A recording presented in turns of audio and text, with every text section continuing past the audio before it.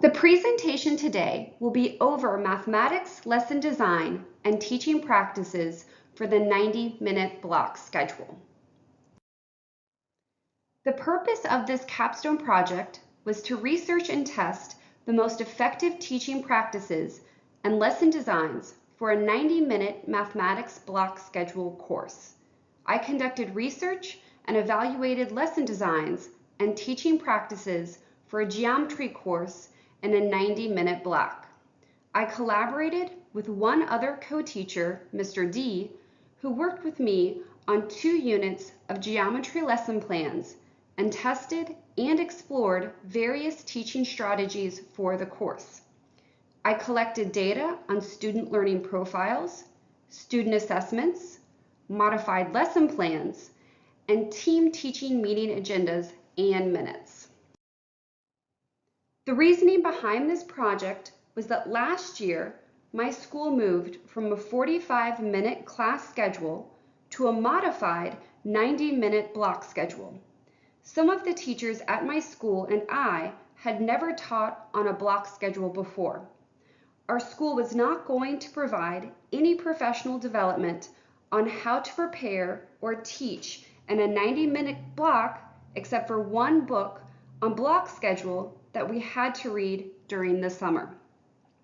I felt that our school needed someone who could research and experiment with lesson designs and teaching practices and find out what worked best for a 90-minute block schedule and to share with the rest of the school.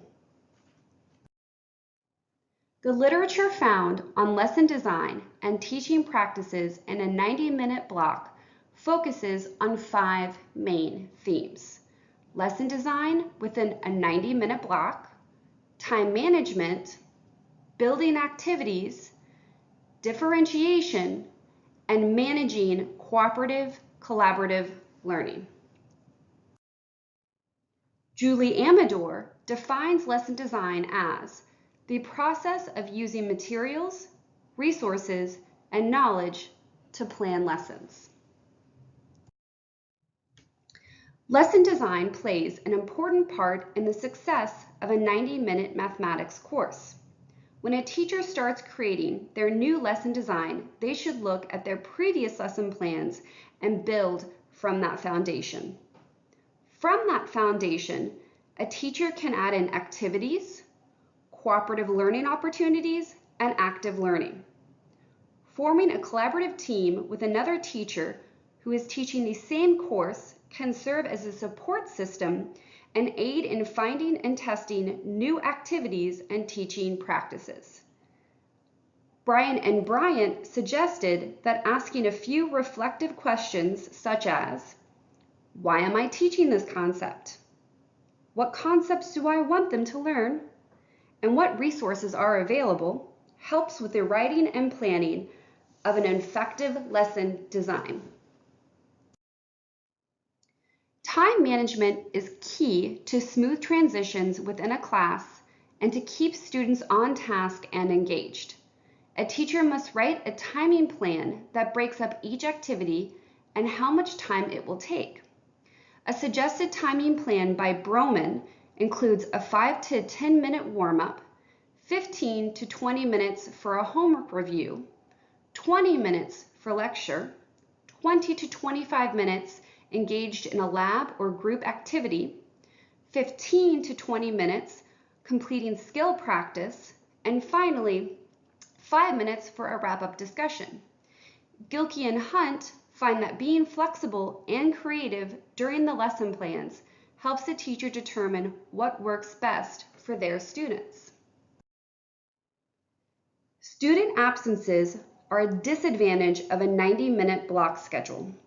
To alleviate the amount of work to be made up, Craven suggests keeping an absence log.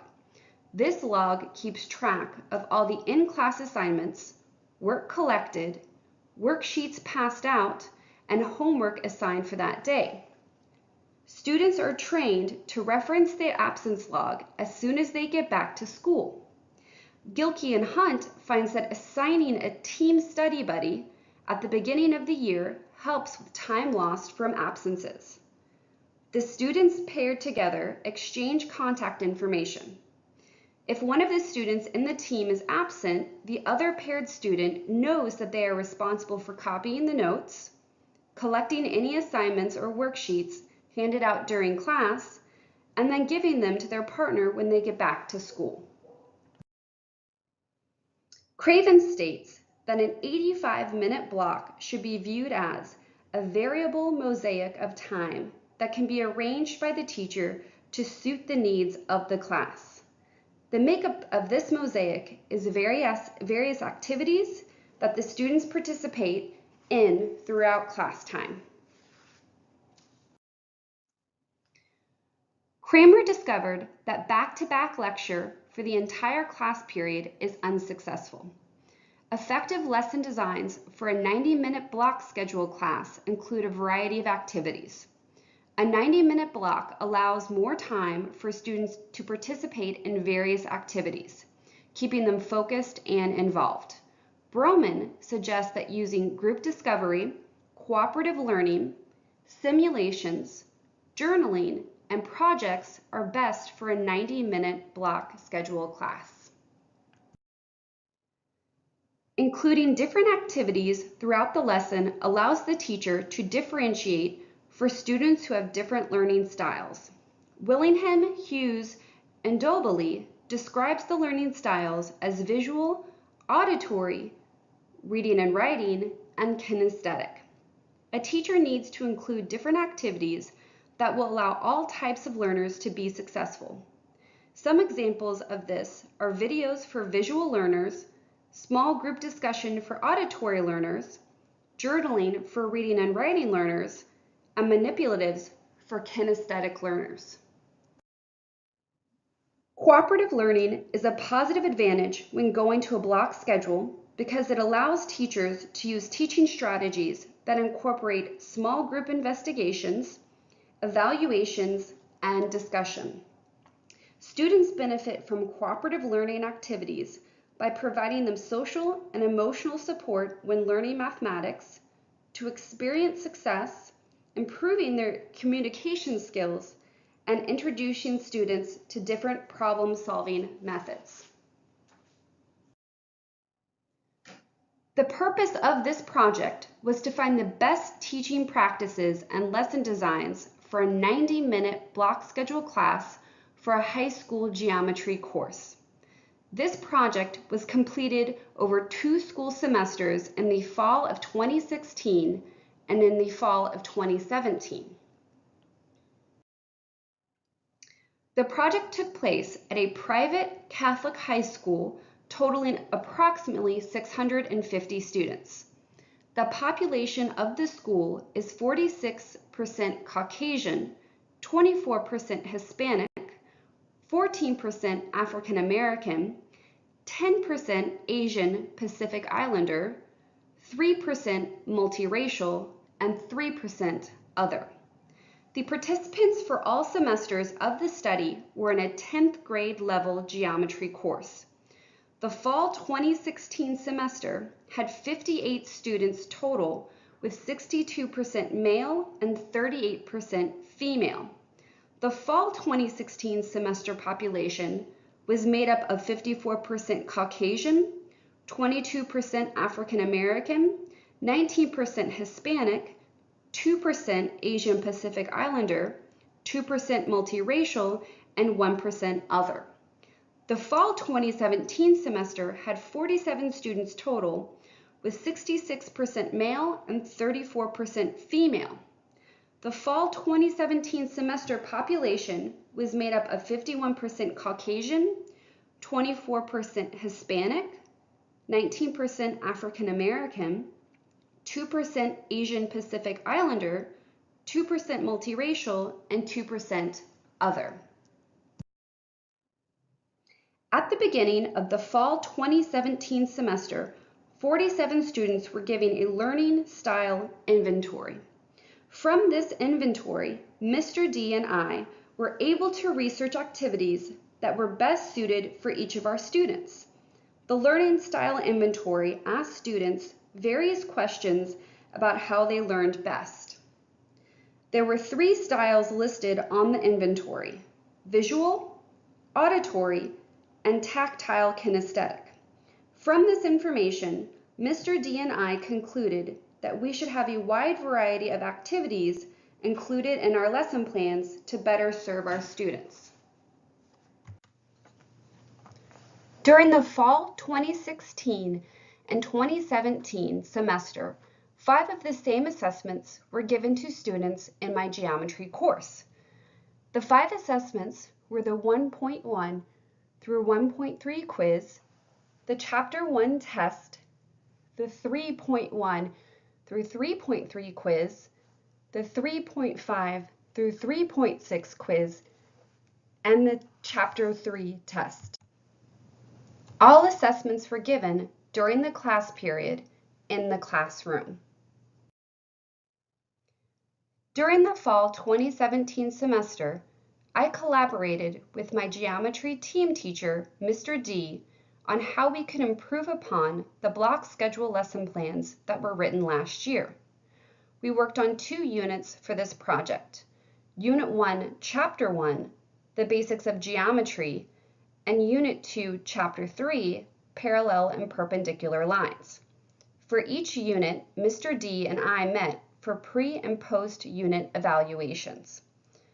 During these meetings, Mr. D and I focused on 3 lessons to improve and rework for the block schedule during the fall 2017 semester. The algebra review lesson changed from straight lecture from the fall 2016 semester to include a round-robin group activity for the fall 2017 semester. The points, lines, and planes lesson also changed from straight lecture from the fall 2016 semester to an interactive warm-up activity, direct instruction lecture, partner work, independent practice, and an exit ticket in the fall 2017 semester. The classify polygons and graph in a coordinate plane lesson changed from lecture from the fall 2016 to guided practice, independent work, and a technology component of Desmos battle boats during the fall 2017 semester. Almost all the grades from the fall 2017 semester, except for 1 quiz, went up from the fall 2016 grades. The Chapter 1 test went up 8 points. The 3.1 through 3.3 quiz went up by 1 point. The 3.5 through 3.6 quiz went up by 1 point. And the Chapter 3 test went up by 4 points. This shows that the block schedule and methods implemented were successful, and I should continue refining and updating all my lessons for the block by including various activities, technology, and implementing multiple teaching strategies. The first school year that our school transitioned into the block, I relied solely on research and advice from coworkers to create my lesson plans. The greatest challenge that I faced was how to fill 90 minutes of time with engaging, creative, and worthwhile activities and lessons. The article that helped me the most was Broman's 2002 article, Teacher to Teacher, Making Minutes More Meaningful Than 90-Minute Mathematics Class. This article gave me the starting point for developing a meaningful, well-planned lesson for a 90-minute mathematics block period and helped me organize my lesson plans in terms of time allotment and successful lesson design. I used time allotment while designing my lesson plans and included a variety of teaching methods. I included a warm-up that was kinesthetic, lecture, guided practice, partner work, and an exit ticket, ensuring that students have the opportunity to get up and move around the room between each different activity. During the fall 2017 semester, I collaborated with my team teacher, Mr. D, in developing better lessons for the block schedule in our geometry classes. We focused on including group activities to enhance student involvement and understanding and to add in more real-world applications. We also included videos, website references, Desmos, an online interactive math tool, and projects to our lessons. After the project was complete, I was able to reflect upon the results of assessments, team meetings, and the overall effectiveness of the teaching methods implemented from my lesson designs. Completing research over lesson design and the block schedule was the most beneficial to me in my first year of teaching in the block. The articles provided valuable insight and suggestions for me to write and effectively execute my lesson plans.